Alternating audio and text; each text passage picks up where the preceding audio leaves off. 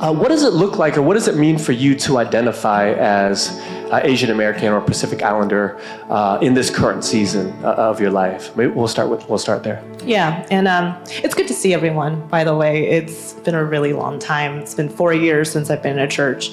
I think for me, it's really being on this awakening journey and staying in that awake state. And I do have some data points. I think it's important to talk about data when we talk about Asian identities and how that shows up in my season. And this is according to the 2023 Status Index report. And this is facilitated by the Asian American Foundation, a nonprofit. And here are some data points that I don't think is surprising to any of us. 1 in 4 Americans still think Asian Americans are more loyal to their country of origin.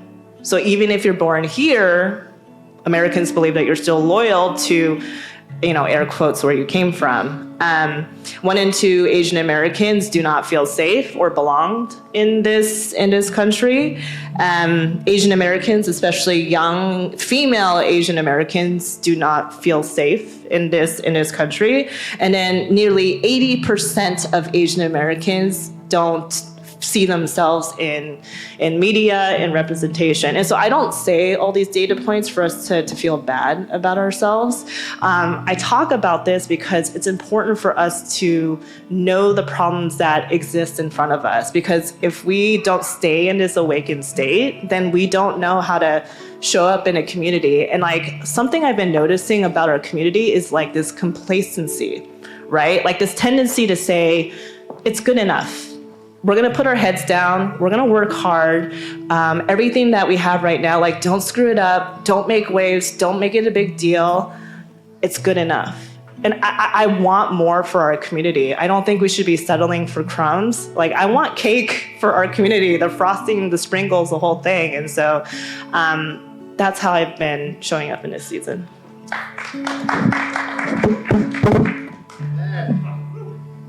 That's so great, Nancy. So question was about how do I see my identity this season, Asian American identity. So I'm an immigrant to begin with. So I immigrated from Singapore 13 years ago, and I consider myself Asian American. In this season, and I think for the rest of my life, the biggest identity, I think, above being Asian American is that of a mother. I just welcomed a 7-week-old baby. That's my second child. Thank you.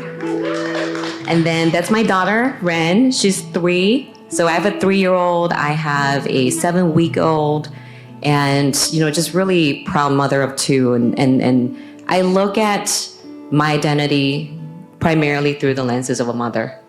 And what does it mean to be entrusted with 2 beautiful Asian American children? And the potential and the impact that they can have on the world. I mean, sometimes that feels daunting, but mostly it feels like, what a wonderful task. So for me, it's really about, just a couple things. I think the summary of it is I really would like to be able to raise them as loud and proud Asian Americans. So I want them to be so proud of who they are. I want the people around them to be so proud of who they are if they're Asian Americans. And we do that by exposing them to culture, traditions, and stories. We celebrate our heritage. We talk about, just the differences in countries. We acknowledge the different skin tones. We talk about these things openly at home. There's just no mystery. And then I think the more challenging part that I'm starting to get into is taking all of my reflections and experiences as an Asian American, having the freedom to understand what's working for us as a community, but what could be culturally challenging for us, and then upending that with my children, starting with my children and reparenting myself, and my husband Abe reparenting himself. So things like being really clear that, our children's identity is not going to be in their achievements. Being really clear that they are so free to occupy space. And just being so clear that, caring for others, love does not have to hurt. I think one of the things that I've been undoing a lot as Asian American is just through my own parents and through a lot of immigrant parents that I've met, motherhood or parenthood feels like martyrdom. It doesn't have to be. Doesn't have to be. We have to be thriving. We have to believe that we can thrive and that our children will learn how to care for themselves because they need that space to be able to dream and to have ambitions and to be able to care for themselves and others around them. So for me, my identity right now starts with looking through the lenses of being a parent, helping them be so proud of who they are, at the same time acknowledging that there are areas where they can continue to stand tall and proud. Love it. So good. Hello, everybody. It's interesting. I'm just so amazed by these two remarkable Asian American women and what they've been achieving in their careers and growing as people. And it's interesting because I think I've gone through the same thing, but many, many, many years ago. I grew up in the 70s, but it's interesting because our story was the same, that my parents came here as immigrants. And actually, I grew up in the Seattle area, and the community at the time, the Asian community, was relatively geographically contained in the Seattle area. So it felt like a community. We all went to maybe the same middle school, high schools, in the Asian American churches in the area, so we all kind of knew each other. And I think that really helped ground me in my identity as an Asian American, because in the 70s too, that's when Bruce Lee was a big deal, right? And I traded in my ballet slippers to learn Kung Fu, right? And that actually connected me to my culture. It connected me, it gave me a sense of confidence. I went to a school that was Asian, Black, and white. So, there was also, conflict at times, but I felt, I could take care of myself now in an environment that could sometimes be a little bit difficult, but we all actually learned to get along. And looking back on it, I loved the fact that we had that diversity at the school, that I had this community centered around Chinatown, and my dad had a restaurant there. And so just hanging out in Chinatown, that was our neighborhood. We knew the shopkeepers, we shopped there for food, and had what I thought was really important were family associations, that when an immigrant came over, that family association made it a point to help get them on their feet. They all pooled their monies together so that family could have a strong start. And I just really thought that as a community of Asians, the fact that they do that to help each other, that was a very, I think, very empowering aspect of our culture that I really appreciated, the sense of loyalty, helping each other. And then understanding that as a collective, as a collective voice, that we could actually make changes in the community. I remember protesting at our high school because we wanted to bring Mandarin and Tagalog into the curriculum, and just how neat it was to have counselors and teachers that encourage us to be activists in that way. And so that was kind of a snapshot in time when I grew up.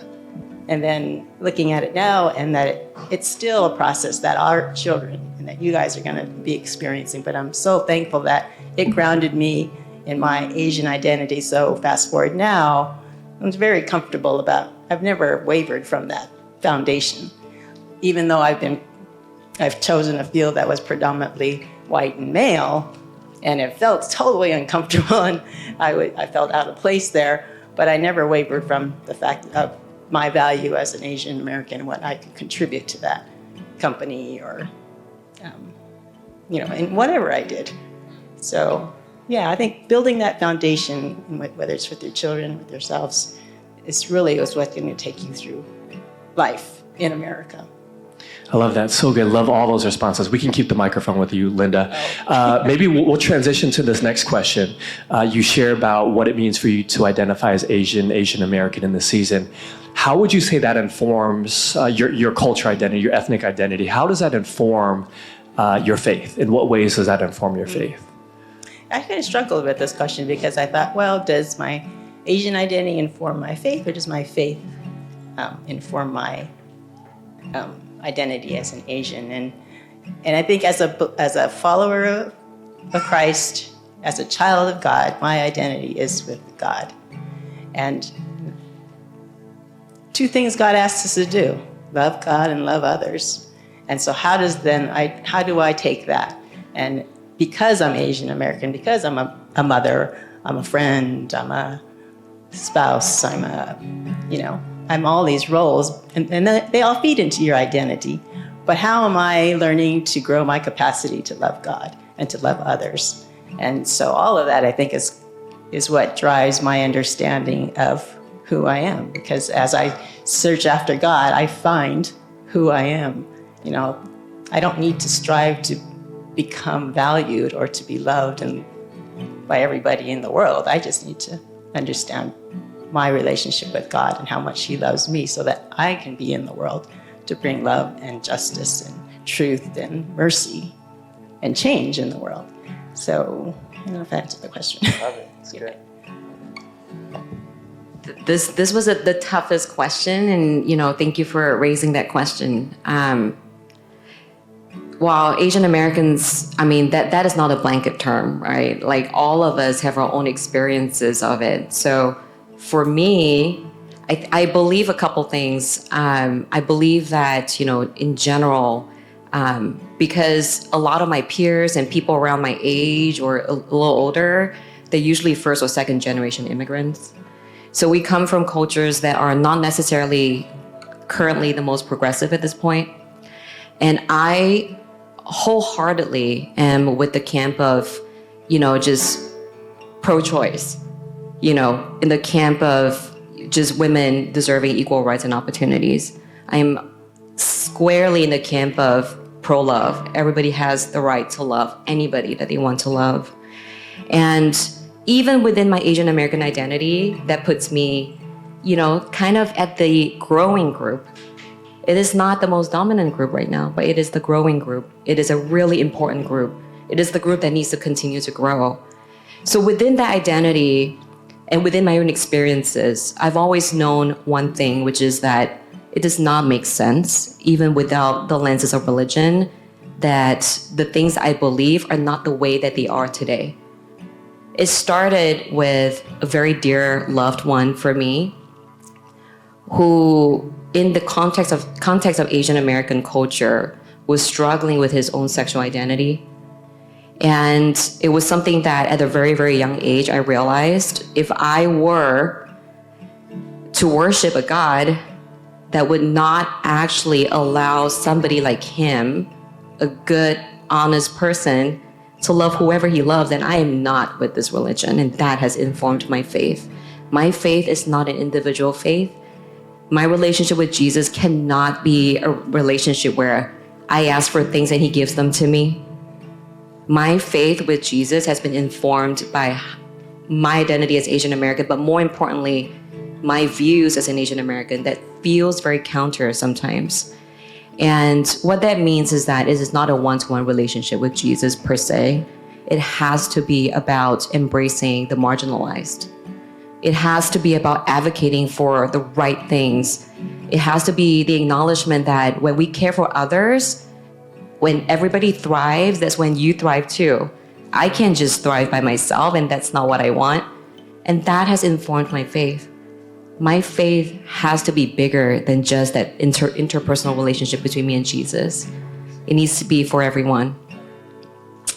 And I have to say that, out of a lot of churches that I've been to and just a lot of communities that I've explored, just kudos to Royce for, believing in that and for building that. And it's just hard work. You get so many knocks, but I hope that you realize that it's so worth it and that I'm so proud to be a part of this. I need a moment. We're saying a lot of truthful things, and I'm not sad by any means, but it's because it's so honest. This also was a very difficult question for me to answer because for me, I'm not in a good place when it comes to my view on church, my view on Christianity, my relationship with faith. And it's because my upbringing was a lot of weaponizing when it comes to using the Bible as a way to make me fit a certain mold, a mold that I was never meant to live in, by the way. And when I think about my faith, when I was the surface level good Christian woman where I hosted co-op, I went to church every Sunday, I had 2 boys and I married, I did all the things that I was supposed to do that the Bible talks about, I wasn't a real Christian. I was a very surface level Christian. And it wasn't until I realized, what are these things that I'm doing off of a checklist? Does that even make sense? Am I actually doing it in a work of being a good human being? And so it hurts. It hurts to look within and say, here are the voices that have influenced my faith, and they are harmful. They are destructive. They keep people down, and they give power to very selective groups. And so how my faith has informed my identity as a first generation Chinese American woman is helping us see that there are different ways to live, and that is okay. It is okay. Like, it is okay that I didn't really know what I was doing when I was growing my family. It's okay that I haven't read the Bible from beginning to end. It's okay that I haven't done a mission trip and served because I didn't really understand what that meant. It's okay when I didn't do these checklist things. And so I feel like today that I am a stronger Christian, a stronger Asian woman living in faith than I ever have been before. And like I've mentioned earlier, I haven't been in a church for over 4 years. And it took a lot of deep reflection and like speaking with myself and having this challenging relationship with God for me to get here.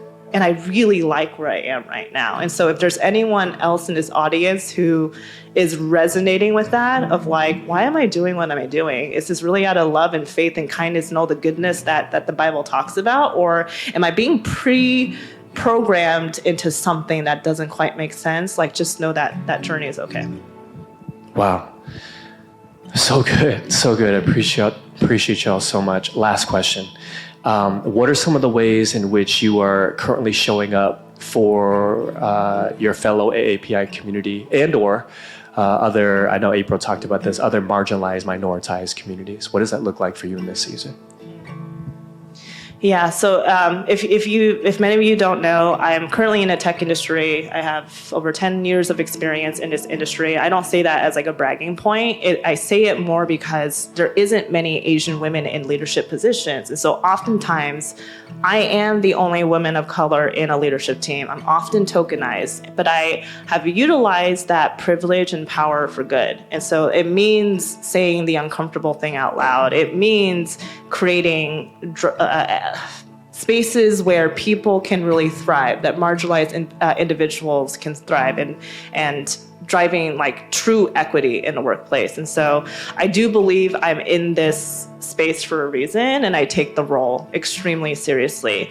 The second thing I want to talk about, and this is where I see a lot of people get really uncomfortable, they start jumping in their chair a bit. I'm going to say the provocative thing.